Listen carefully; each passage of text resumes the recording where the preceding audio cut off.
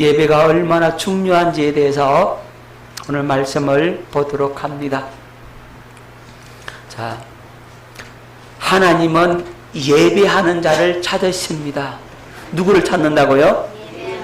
예배하는 자를 하나님이 찾으십니다. 자, 대표적인 인물이 한 사람 나오는데 바로 노아입니다. 노아는 하나님의 눈에서 은혜를 찾은 사람입니다. 여러분, 노아 잘 알죠? 그죠? 하나님께서 이 세상을 물로서 심판하실 때 단 구원받은 사람이 노아와 그의 가족 8명 뿐이었습니다. 여러분, 노아 시대의 인류가 몇 명이나 된다 생각할까요? 여러분, 계산해 봤나요? 제가 성경을 연구하고 아무리 계산을 해봐도 지금 현재 인구보다 더 많아요. 여러분, 노아 홍수 이전에 사람이 몇 년 살았어요? 약 1000년을 살았어요. 그죠? 가장 오래 산 사람이 969세 모두셀라죠. 800세, 777세, 900세 보통 넘게 살았습니다. 자, 그 당시는 굉장히 오래 살았고, 오래 살았다는 말은 그 당시 환경이, 지구의 환경이 지금 현재의 지구 환경과는 전혀 달랐다는 것을 알 수가 있습니다. 여러분, 과학자들이 하는 얘기입니다. 창조 과학자들이 하는 얘기가 왜 노아 홍수 이전에는 사람들이 그렇게 오래 살았느냐 하면 이 지구의 환경이 그렇게 좋았는데 이 지구 위에, 저 우주 위에 하늘에 뭐가 있었냐 하면은 여러분, 물이 있어요. 수증기 형태로. 그래서 물이 이렇게 수증기 형태로 지구를 둘러싸고 있었어요. 그것이 딱 둘러싸고 있으니까 저 태양에서 오는 우리 육체 몸에 나쁜 그죠? 자외선이라든지 이런 광선이 전달이 안 되는 거예요. 그게 지구에 못 들어와요. 태양으로부터 오는 그 나쁜 이 광선이 들어올 수가 없는 거예요. 여러분, 그럼 태양은 뭐냐? 저 태양은 하늘에 떠 있는 수소폭탄이에요. 수소폭탄. 그 수소폭탄이 뭐냐? 여러분, 핵무기 잘 아시죠? 그죠? 핵폭탄 아잖아요. 핵무기는 핵을 한꺼번에 분열시켜요. 핵을 한꺼번에 순간적으로 분열시키면 거기서 어마어마한 에너지가 나와요. 그래 사람들이 죽는단 말이에요. 거기서는 감마선도 나오고 엑소선도 나오고 온갖 나쁜 그 광선이 다 나오는 거예요. 그게 핵 무기가 그래요. 그런데 핵을 분열시키는 것이 오늘날 원자폭탄 라고 말을 하는데, 그런데 핵을 융합시키면 분열된 그 핵을 다시 어떻게 한다고요? 융합을 시키는 게 그게 수소폭탄이에요. 자, 즉 하늘에 던진 태양이 바로 핵 융합 반응이에요. 그래서 어마어마한 그 광선이 열이 나온다 이 말이에요. 무슨 말인지 알겠죠? 다 설명을 하기 힘드네. 저 광선이 이렇게 다 비춰오면은 우리 몸에 뭐 X선, 감마선 들어보셨죠? 감마선이 직접 와닿으면 사람 적사합니다. 하도 멀리 떨어 있어서 그 광선은 우리에게 도달하지 않기 때문에 그래요. 자, 저 태양으로부터는 유해한 광선들이 하늘에 떠 있는 이 수증기, 이 물에 의해서 차단되는 겁니다. 그래서 우리 몸에 좋지 않은 광선은 들어오지 않고, 저 태양이 몸에 좋은 광선도 있어요. 우리 육체에 좋은 광선. 여러분들 원적외선 들어봤었죠? 들어봤어요? 안 들어봤어요? 찜질방 가면 들어보죠. 그 원적외선, 우리 몸이 좋은 광선만 지구에 도달하는 거예요. 그건 나쁜 광선은 막아주고 좋은 것은 들어와요. 그 다음 또 하나 있는데 지구의 자기장이요. 이 지구의 자기장이 노아 홍수에서는 굉장히 강력했어요. 이 지구의 자기장이 강력하니까 저 태양으로 강선이 다 비켜가는 게 비켜가는 거예요. 나쁜 건 좋은 것만 들어와. 그러니까 사람들이 그렇게 오래 살았던 거예요. 노아 홍수로 인해서 그 하늘에 있던 수증 그 물이 쏟아져서 지구에 내려와 버렸죠. 그러니까 막 투어가 되는 거예요. 홍수 이후에 사람의 수명이 급격히 줄어듭니다. 그러니까 오래 살았으니까 자녀도 오랜 세월 동안 낳아요, 안 낳아요? 낳죠, 그죠? 병에 걸려 잘 죽었어요? 아니요. 병에 걸려 안 죽어요. 그러니까 사람이 오래 살고 자녀도 그냥 막 100살, 200살, 300살까지 자녀를 놓으니까 기하급수적으로 인구가 늘어나요. 모르긴 해도 현재 인구가 70억 그러죠. 제가 통밭을 따져봐도 노아 홍수 이전에 인구가 지금보다 많았으면 많았지 적지 않아요. 그 당시 100억 정도는 됐을 거라고 추정하는 것. 제가 하는 얘기가 아니고 과학자들이 그렇게 추산을 하더라고. 저는 과학자가 아니니까. 그렇게 100억 정도 되는 그 사람들이 다 죽는데 누구만 살아남았어요? 노아와 그의 식구 8명만 살았어요. 지구 전체 인구와 동물들이 다 죽는데 자기 가족들만 살아남는 은혜를 누가 입었어요? 노아가 입었어요. 이 구원은 어마어마한 거라 이 말이에요. 다 죽는데 혼자 살았어요. 야, 그 사람 참 복받았다. 사람들이 그렇게 말하겠죠, 그죠? 10명이 배를 탔는데 배가 뒤집어져 가지고 그 중에 구조된 사람은 자기 혼자뿐이라 얼마나 다행이라 그랬어요. 다 죽어서 자기만 살았다고 정말 사람 놀라워하겠죠. 그런데 노아는요, 지구 전체 인구가 다 죽는데 자기 식구만 살아서 얼마나 대단합니까? 하나님으로부터 그런 은혜를 누가 입었어요? 노아가 입었습니다. 그는 방주를 예비하고 홍수 심판에서 살아남은 사람입니다. 구원을 얻었습니다. 왜 이런 구원을 얻었느냐? 여러분, 창세기 6장 8절 뵙겠습니다. 그러나 노아는 여호와께 은혜를 입었더라.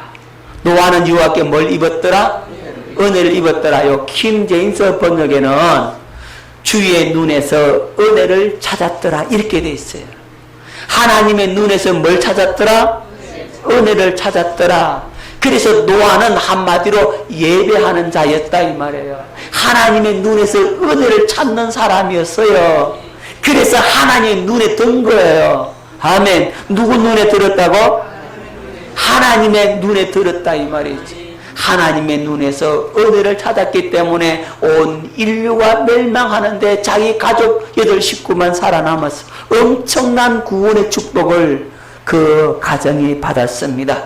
그리고 홍수 이후에 방주에서 나와서 첫 번째로 한 일이 뭡니까?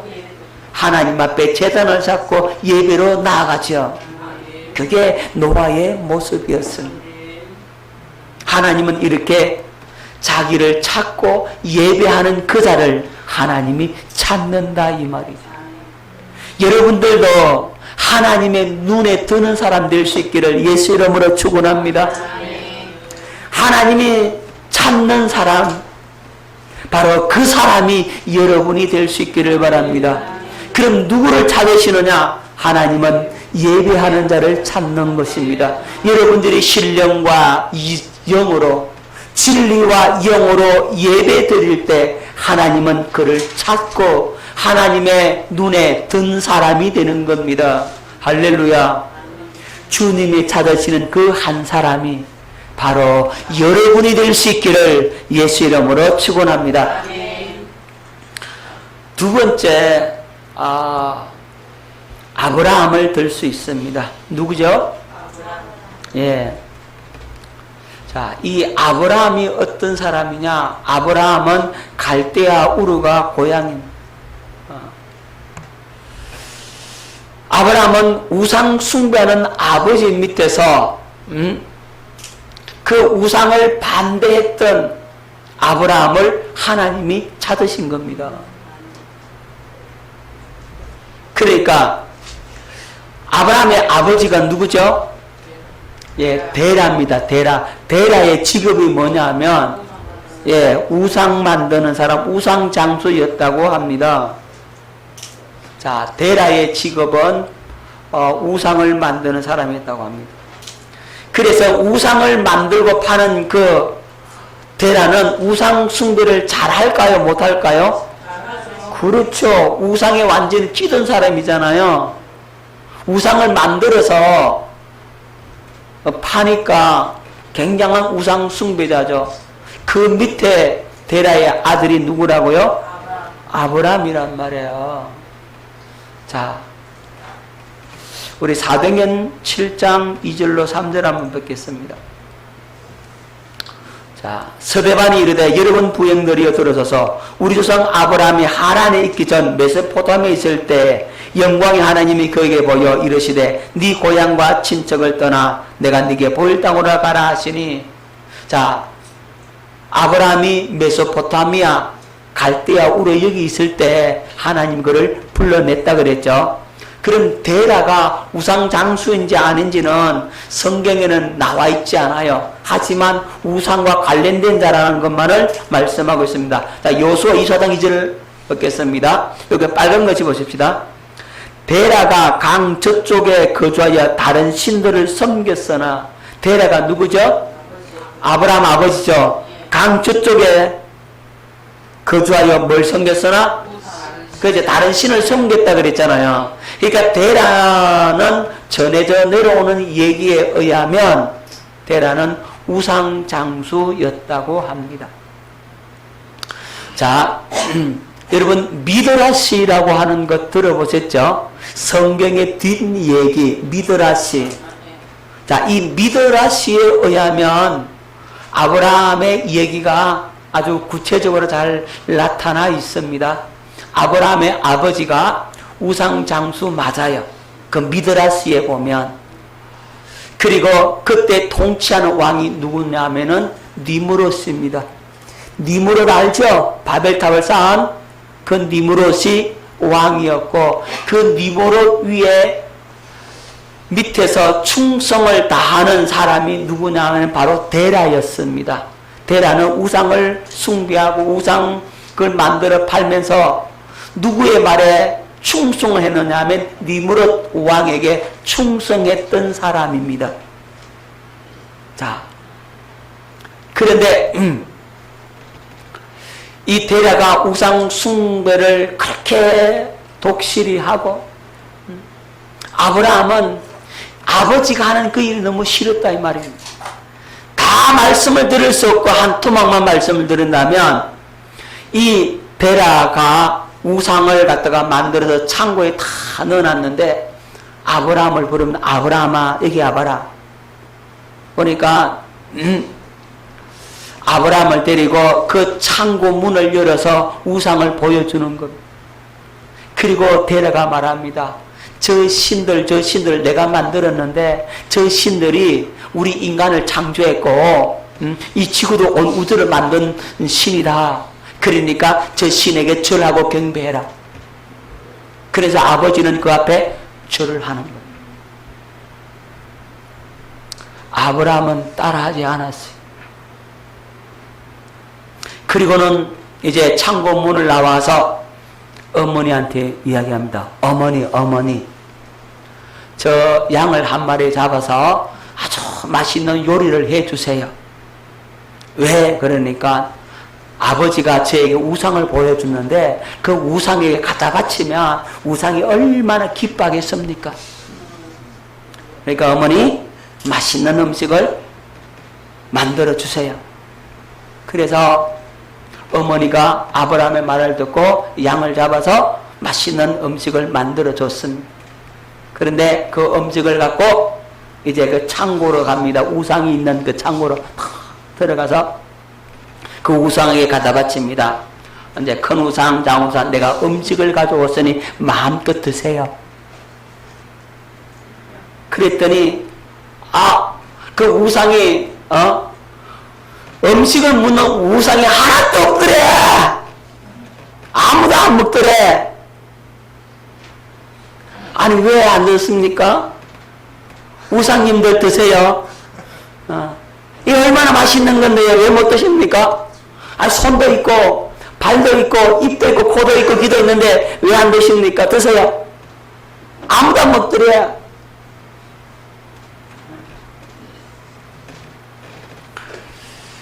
그리고는 그 음식을 들고 나왔습니다.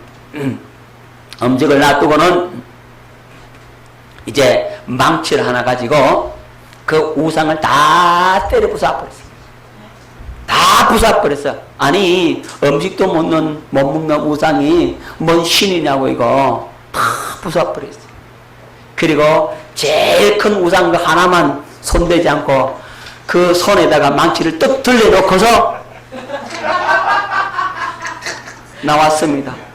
근데 아버지가 밖에 있다가 뭐가 부서지는 소리, 막 깨지는 소리, 툭닥툭닥 하고 막 그런 소리 들리거든요. 급하게 딱 와봤는데 하마 아브라함은 벗어났고 아버지 그 창구문을 딱 들어가 아버님만 기가 막히는 겁니다. 우상들이 다 부서져 있는 겁니다.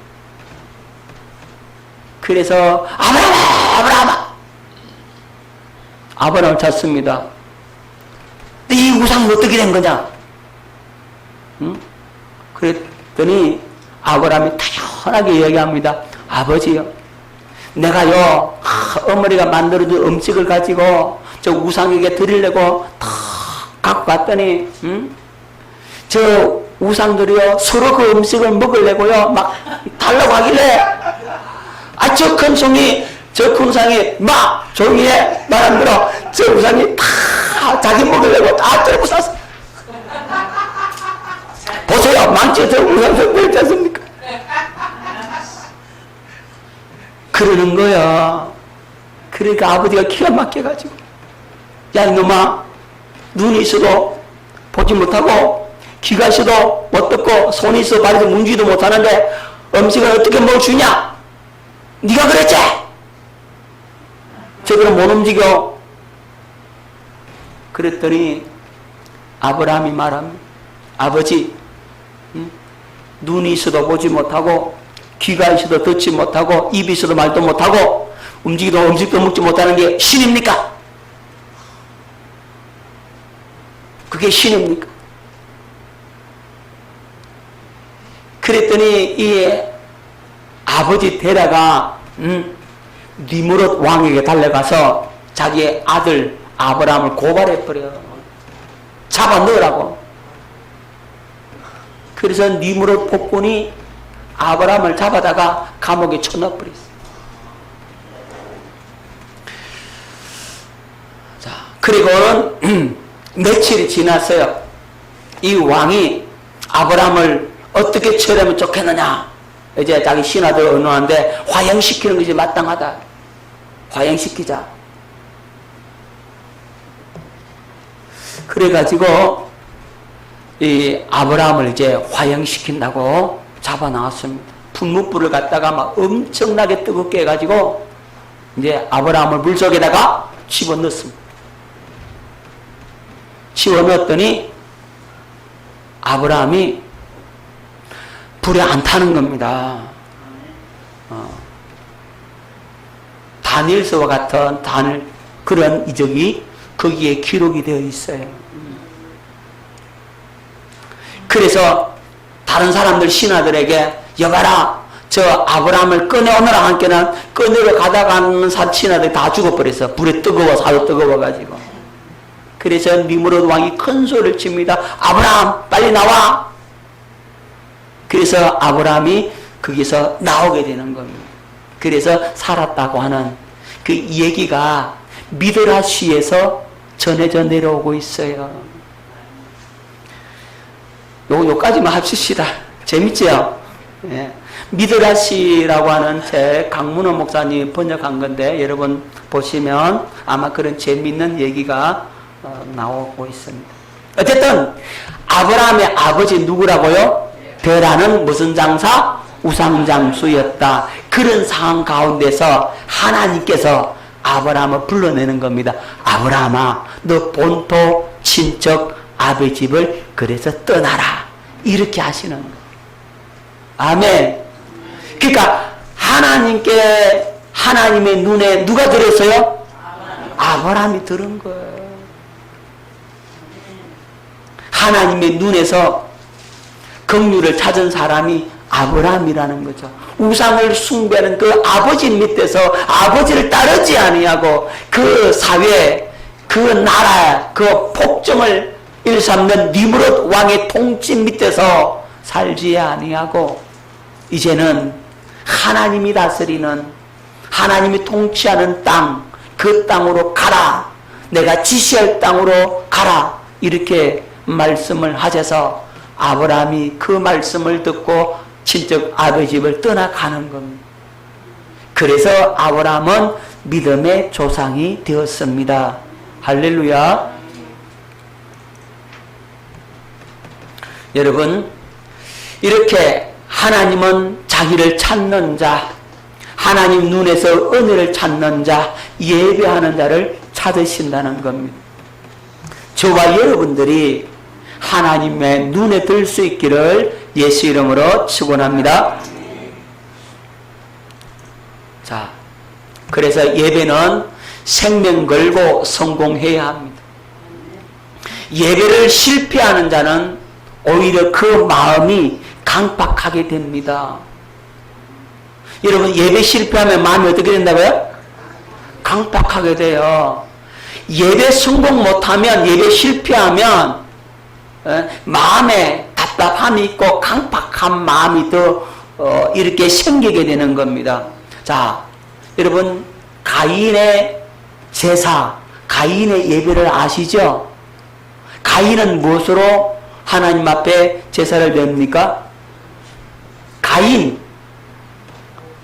가인은 자기가 농사하는 자였잖아요. 땅의 소산물로 하나님 앞에 제사를 드리는데 하나님이 받아줬어요? 안 받아줬어요?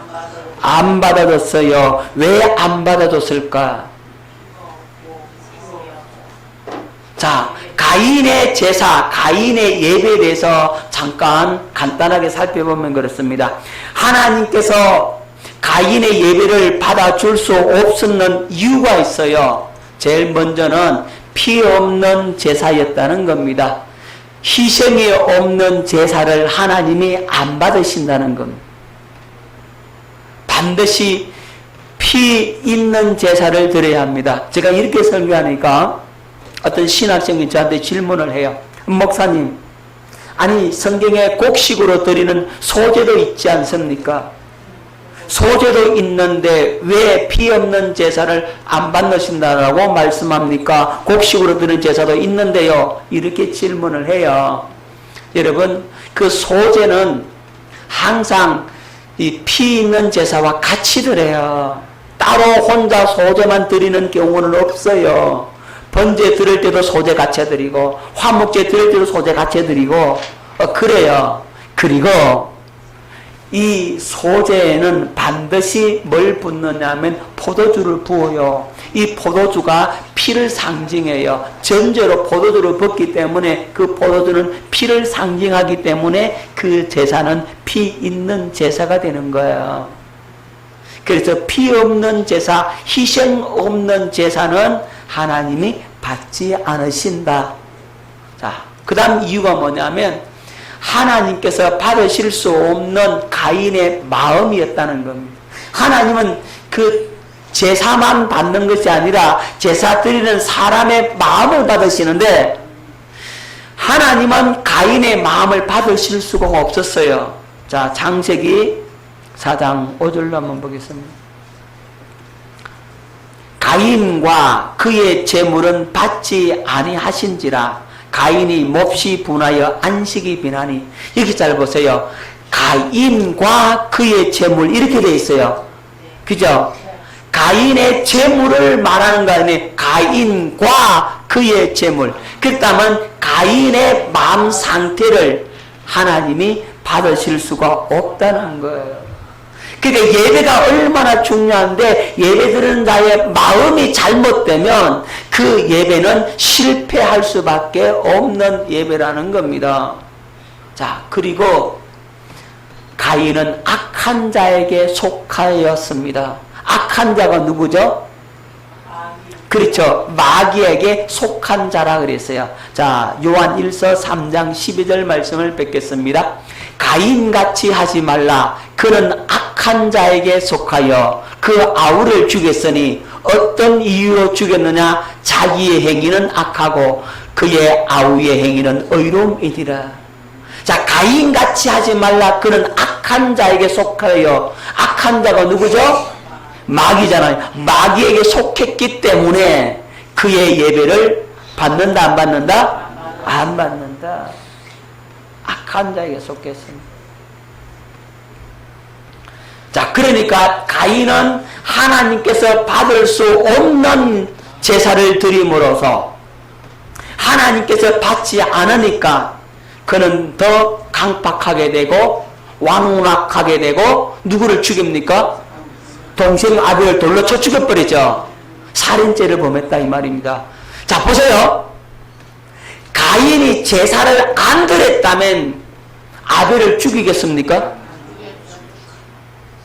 안 죽일 거 아니에요. 차라리 예배 드리지 말지. 그런데 예배 드리고 나서, 제사 드리고 나서 누구를 죽여버려? 자기 동생 아벨을 죽여버린다니까요. 그러니까 예배 드리고 나서 마음이 어떻게 됐다 이거? 그래서 더 악해지는 거예요. 아니, 예배 드리고 나서 왜 마음이 악해지냐고. 왜 예배 드리고 나서 마음이 악해지냐고. 그 말은 그 예배가 성공하지 못하면 마음이 강팍해지는 거예요. 예배가 실패한 예배, 하나님께서 받으실 수 없는 예배를 드리면 그 사람의 마음이 어떻게 된다고요? 완악해지고 강팍해집니다. 저도 그래요. 예배 잘못 드리고 나면 예배 제대로 드리지 못하면 신경질 나요. 얼마나 속상한지 몰라. 예배 잘못 드렸다고 마음이 그렇게 아파. 근데 예배 잘 드리고 나면 그 하나님의 임재의 구름이 임해버려요. 얼마나 기쁘고 즐겁고 막 얼굴이 피어나요. 제가 주일 낮 예배를 딱 드리고 성도들을 보면 얼굴이 막 피어나거든요. 예, 주일 낮 예배 다 드리고 나서 보면 얼굴이 기쁨으로 확 충만하고 확 피어나요. 그런 사람은 예, 하나님께서 받으시는 예배를 드렸다는 것이고, 막 예배 드리기 전이나 예배 드리고나 그냥 우거지상으로 있는 사람은 그 예배를 하나님께서 받을 수 없는 예배 드렸다 이 말이에요. 자, 그러면 그 사람 마음도 강팍해지고 완악해지고 예배 드리고 나서 시험 들어가 싸우고 찢지고 뽑고 한다 이 말입니다.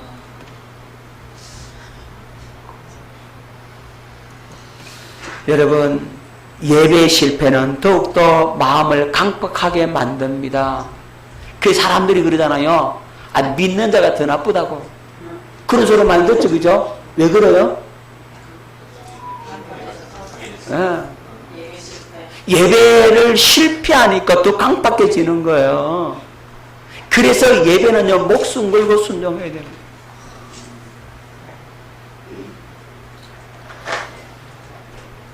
제가 족구 운동을 좋아합니다.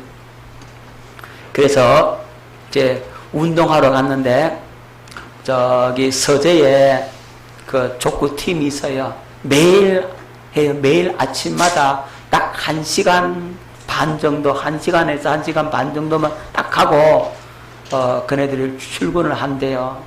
그래 제가 몇 번 가봤거든요. 근데 거기는 안 믿는 사람들이에요. 다 뭐 믿는 사람 있는지 몇 명 있는지 모르겠지만 불신자들이에요. 가봤더니 뭐 담배 피우고 막 그렇게 하기는 해요. 그런데 그 운동을 같이 해봤는데 이야, 믿는 사람보다 훨씬 더 정직합니다. 진짜 정직하더라고요. 스포츠 게임이잖아요. 이기려고 하잖아요. 그러면요, 이제 그 반칙을 범할 수도 있잖아요. 내 터치를 하거나, 예? 그죠? 네트를 오버했거나, 그럴 수 있거든요. 그런데 아무도 몰라. 심판도 못 봐서. 그런데 내 터치 했습니다라고 정직하게 얘기하더라고. 그거 안 믿는 사람들이. 아무도 못 알아봤는데, 자기가 그랬다는 거예요. 그 점수 뺏기야 되죠. 그런데 부끄럽지만요, 저도 목사인데 목사의 조건에 가봤더니 아웃이다 아웃이 아니다 서로 우기고, 우리가 우리 편 욕하는데는 뭘 가겠습니까?